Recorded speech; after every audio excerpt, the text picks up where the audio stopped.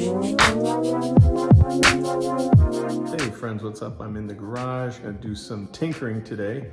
I bought, after almost 5 years, I finally bought a radiator guard. So I've been riding around for 4+ years with no guard on my radiator, and I've just been lucky. So I just finally chose to buy one. It was on Amazon. It's like $61, $62.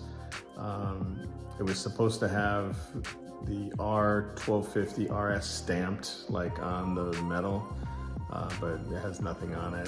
It has no directions. I opened the box, there's nothing in there but the guard.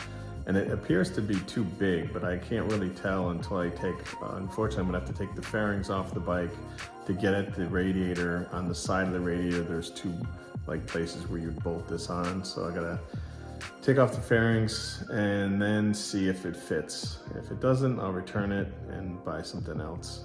But as far as radiator guards go, it's just a piece of metal. It's not that expensive, and we'll make the best of it. All right, let's get to it. This is with the bubble wrap off, obviously. So right here in the picture online, there's supposed to be a stamp mark here that says R1250 RS, but obviously, as you can see, it says R nothing. All right, so on the side here, there's a couple holes where it bolts into the side of the radiator. And that's it. So let's go look at the bike, see what we gotta do. So up in here is the dirty radiator. Wow, I gotta clean this under here. But so here's some of the bolts inside. These are T25s, or torque for, the torque wrench, or torque bits, whatever they are. So there's this one here. There's another one up in here.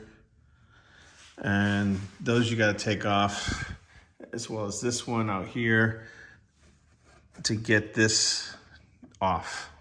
Because you gotta get this at the side of this. There's where you bolt this on. I'm gonna have to take this off. This is a plastic kind of radiator guard. It's supposed to protect if, the tire throws stuff up, it'll hit this instead of the radiator. But let's see what else.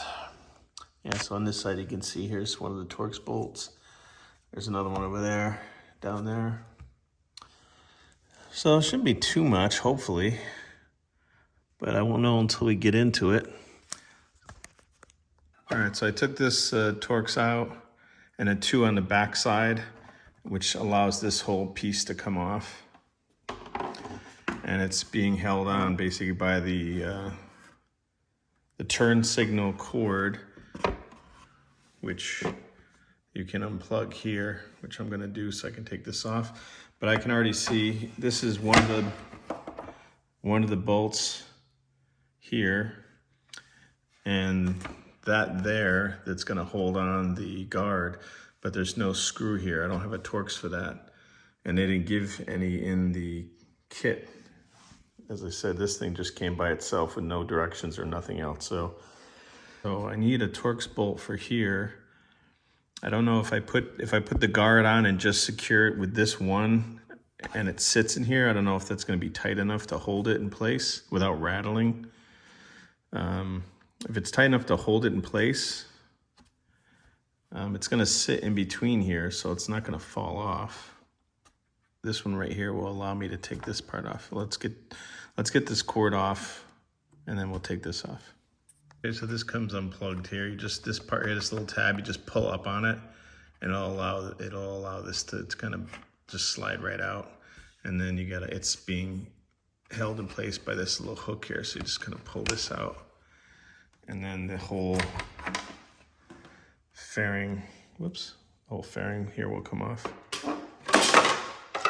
Yeah, just don't do that. Don't drop it, whatever you do. All right, so I'm gonna take this off and see if we can get at the radiator. Okay, so now I've got this Torx out, so this is all loose now. But there's some, if you can see them, there's these two right here are holding that in place. So I'm gonna pop that out, and then this is the cord for the turn signal.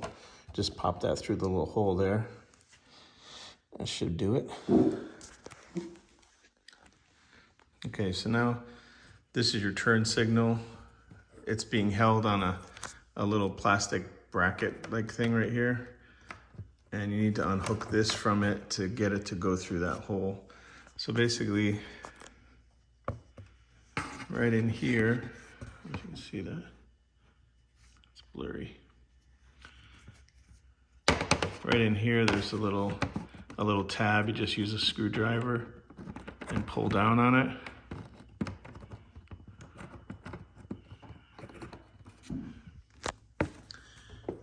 And then it will, let me see if I do this with, there, it slides off. And now I can go through this hole here. Okay, so this piece here is all one piece, and it's being held in place by this one screw here. I've already taken the screws out on the backside. Up on the top, all the screws are off. It's just this one here is holding this piece on, so let's get that one off. Okay, this piece has to come off too. This is holding the top part of this part of the fairing up. So I took that off already and put that aside. So now this whole piece should be able to come out. Oh, there we go. Okay, so now we have full access to this side of the radiator. Now under here, I don't know if you can see. Let's go over this side. There you go.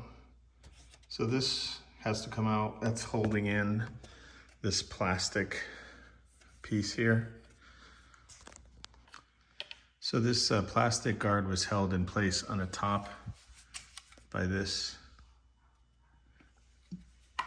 like right up in here.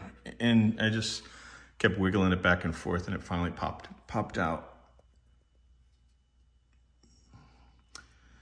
But if you have trouble getting it off, it looks like if you put a screwdriver in on the top part of this and just push in, it will push, there you go, it'll push this down. You can see that's got a little bit of a ridge on it. I'll push that ridge down and it'll be able to pull it off better. I just kept wiggling it back and forth and it finally came off. God, it's dirty. Bunch of critters fell out too. Look at these guys. That's a big one. It's like a dragonfly probably. Now we have to do the same on this side. Get all that off to get at the other side of the radiator.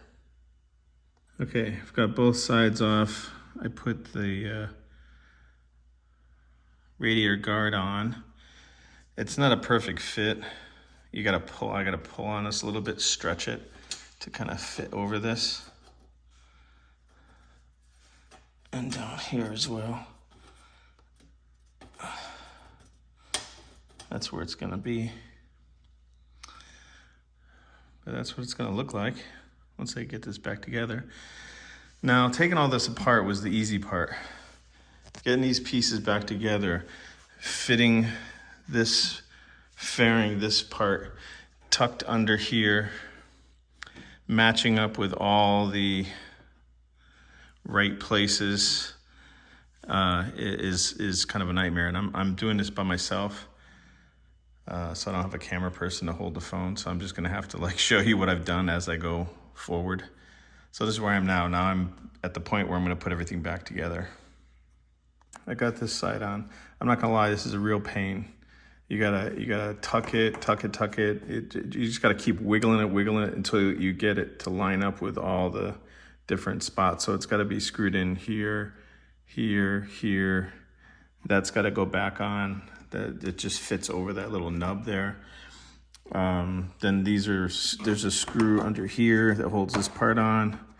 But I put this is the first one you want to put on. This one goes through this to hold it in place, through the radiator guard and into the radiator. So you got to get that cinched up first. So now I'm gonna fit all these other pieces on, get it all secured, and then move on to the other side. You You can see here, I don't have a torque screw for this, but this plastic thing here, all this is butt up against it, so it doesn't really move. It's not gonna fall off, and this is very tight.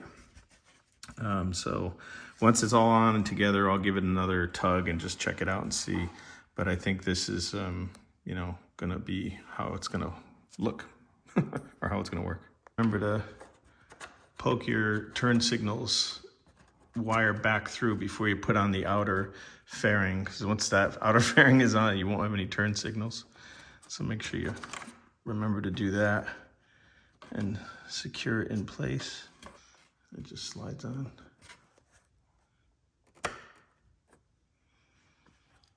So this side's all on. Now I just got to put that on and this and connect the turn signal. Okay, this is the left side of the bike. It's all done. It's all put back together. I didn't check because I've done this before and I think it should be okay. But before you screw all this in, when you connect this, you should probably turn your bike on. Just make sure the turn signal works, that the connection you put back is proper. This part of the fairing is pretty easy to get on. It's this part here, this one here, it gets tucked up in here and it has to fit on just right behind this and in front of this. It is kind of a pain, but there's a, let's see, right here for this screw, there's a bump on this. And that bump has to slide right next to this screw. So I found that putting this on like flat and like trying to stick it up inside as flat as possible, it went in a little easier. The first time I put it on, like I want to, because just the way it is, I want to angle it in and then kind of turn it, but it gets stuck. It doesn't really work. You just got to play with it. I'm going to, you know, like I said, I'm not going to lie. That's a kind of a pain. I think if you did it a bunch of times, you'd get used to it and know exactly how to do it. But anyways, this is all, excuse me, gosh, burping here. This is all done on this side. Let's go over onto the other side. And this is all done too, except the outer fairing. So I just wanted to recap. So again, there's your turn signal. Make sure you put that back on this and then also plug it in before you screw everything in. That's the bolt that holds on the guard. So again, I put this on, so these two are on. You got to take those off. This goes onto this. So there's a screw that goes in here. There's a screw that goes here. A screw that goes here. And I think that's it. And then of course this one that holds on the guard. And then there's one screw underneath here too.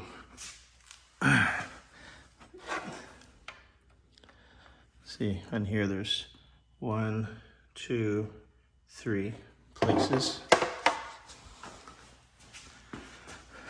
And then there's one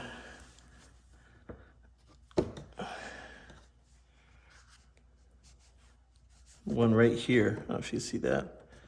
That goes in here. And it holds this part on. So I'm gonna put that on now. It's all done. Dun, dun, dun. So that's it right there. Looking good. Completely covered now. Left, right, center.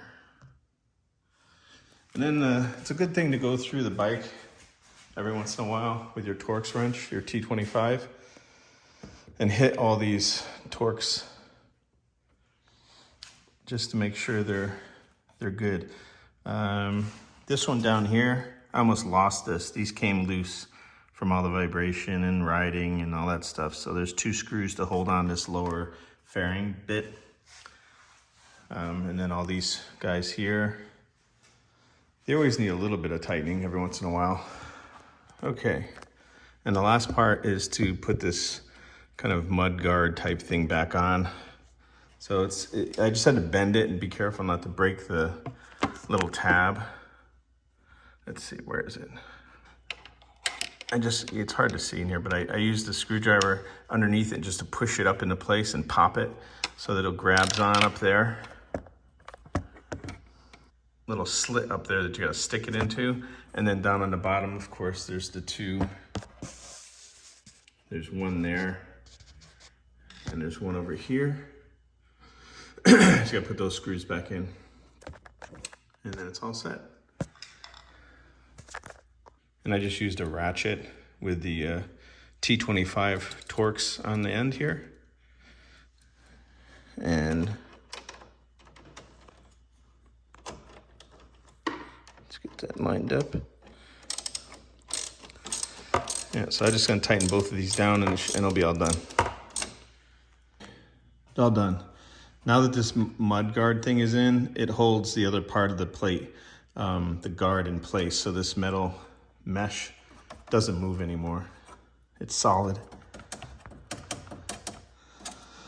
So that's it. Kind of a pain, but I guess well worth it.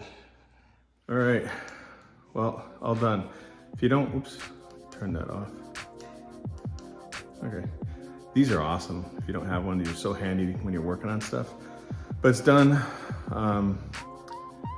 Happy now I have a radiator guard. I never had one, but now I do. Luckily, I never got a rock hit up into my radiator and needed to replace that. So that $60 was a well-spent piece of insurance for the future.